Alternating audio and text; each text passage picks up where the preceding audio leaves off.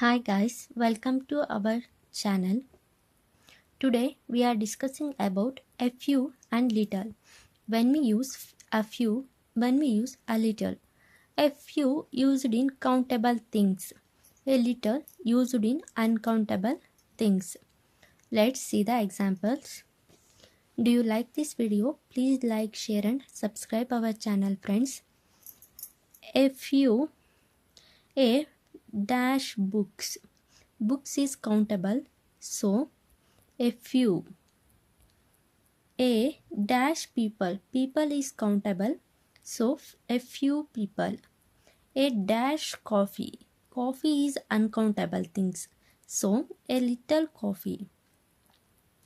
A dash cups of coffee. Cups of coffee is countable things, so a few cups of coffee. Fifth one, a dash oranges. Oranges is countable, so a few oranges. Sixth one, a dash orange juice. Orange juice is uncountable things, so a little orange juice. Next, seventh one, a dash sugar. Sugar. Comment your answer. Do you like this video? Please like, share and subscribe our channel friends.